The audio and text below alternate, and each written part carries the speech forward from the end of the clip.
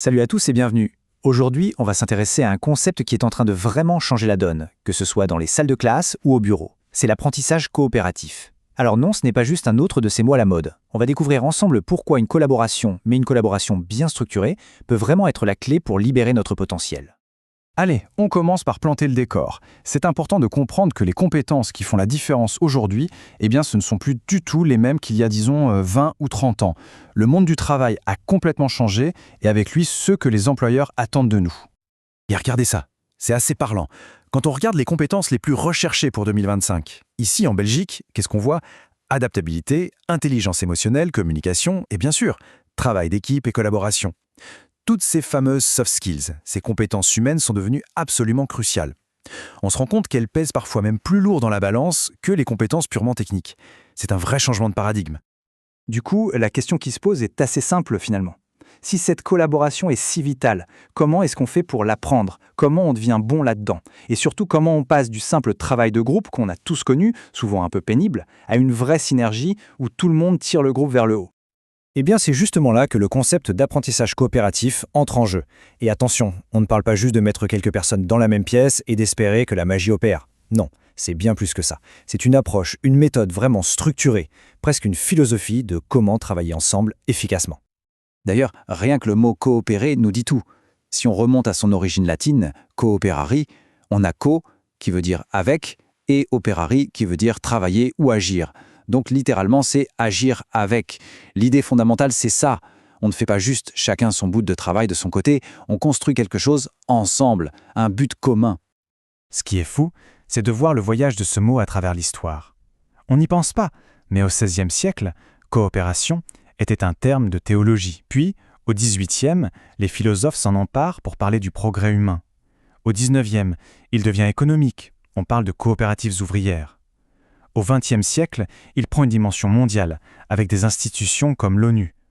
Et aujourd'hui, au XXIe siècle, ce concept est au cœur de plein de domaines. La pédagogie, bien sûr, mais aussi la psychologie, et même la biologie. C'est un mot qui n'a jamais cessé d'évoluer et de s'enrichir. Et ça, c'est peut-être la phrase la plus importante à retenir. La coprésence n'est pas la coopération. Ce n'est pas parce qu'on met des gens dans la même pièce, que ce soit des étudiants ou des collègues, qu'ils vont magiquement collaborer. Être assis à côté les uns des autres, ça ne suffit pas. C'est toute la différence. Alors comment on fait concrètement pour passer de cette simple présence à une vraie coopération? Eh bien, des chercheurs, les frères David et Roger Johnson, ont mis le doigt sur 5 piliers essentiels. D'abord, l'interdépendance positive. En gros, ça veut dire on est tous dans le même bateau. Soit on gagne ensemble, soit on perd ensemble. Ça change tout. Deuxièmement, la responsabilité individuelle. Justement parce qu'on est tous liés, chacun doit faire sa part. On ne peut pas se cacher derrière le groupe. Troisième pilier, les interactions directes. Il faut que les gens se parlent, s'aident, s'encouragent, se challengent face à face. Quatrièmement, les compétences sociales. Ça ne vient pas tout seul, ça s'apprend. Communiquer, écouter, gérer les conflits. Et enfin, le cinquième pilier, l'analyse du groupe. L'équipe doit prendre un moment pour se demander « Ok, comment on a travaillé? Qu'est-ce qu'on peut faire de mieux la prochaine fois ?» C'est la recette complète. Si un seul de ces ingrédients manque, ça ne fonctionne pas aussi bien. D'accord, on a la recette, les 5 piliers. C'est très structuré. Mais la vraie question, c'est pourquoi ça marche? Qu'est-ce qui se passe dans notre cerveau, dans nos interactions, qui fait que cette méthode est si efficace? En fait, derrière tout ça, il y a de la science. Pour comprendre le pourquoi, il faut regarder du côté de quelques grands penseurs. Il y a d'abord Lev Vygotsky, un psychologue qui a eu cette idée géniale. L'apprentissage est avant tout un processus social. On apprend des autres, avec les autres, avant de pouvoir faire les choses tout seul. Ensuite, on a John Dewey, qui voyait l'école comme une sorte de mini-société, un endroit où on s'entraîne à vivre et à collaborer. Et enfin, on retrouve nos frères Johnson, qui ont pris ces grandes théories et les ont transformées en un guide pratique, avec les fameux 5 piliers. Et le concept central de tout ça, on le doit à Vygotsky. Ça s'appelle la zone proximale de développement, ou ZPD. Il faut imaginer ça comme une zone un peu spéciale. Ce n'est pas ce qu'on sait déjà faire tout seul, ça c'est la zone de confort, et ce n'est pas non plus ce qui est impossible pour nous, même avec de l'aide. Non, la ZPD, c'est cet espace entre les deux. C'est tout ce qu'on est capable d'accomplir, mais seulement avec un coup de main, avec la collaboration d'un pair, ou l'aide de quelqu'un de plus expérimenté. Pour le dire encore plus simplement, d'un côté, il y a ce que je peux faire seul, là, maintenant, c'est mon niveau actuel. De l'autre côté, il y a ce que je peux faire avec de l'aide, c'est mon potentiel de croissance. Eh bien, la ZPD, c'est précisément cet écart entre les deux.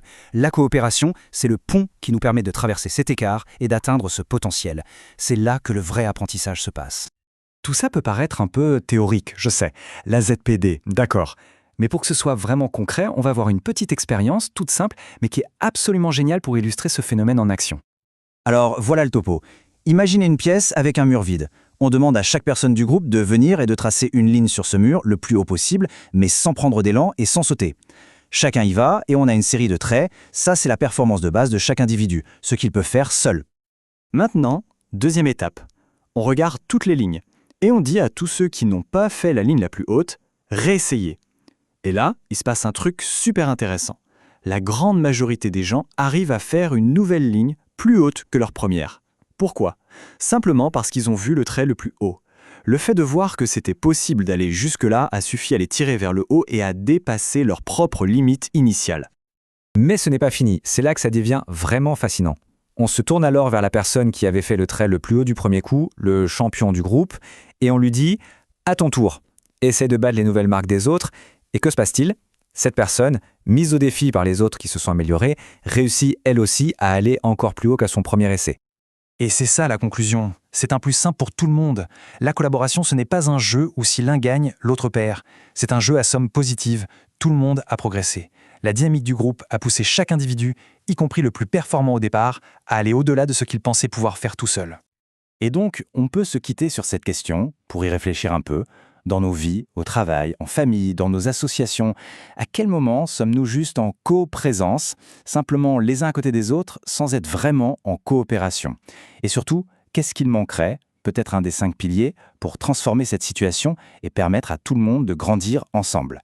La réponse se trouve sans doute dans tout ce qu'on vient de voir. Merci d'avoir été là.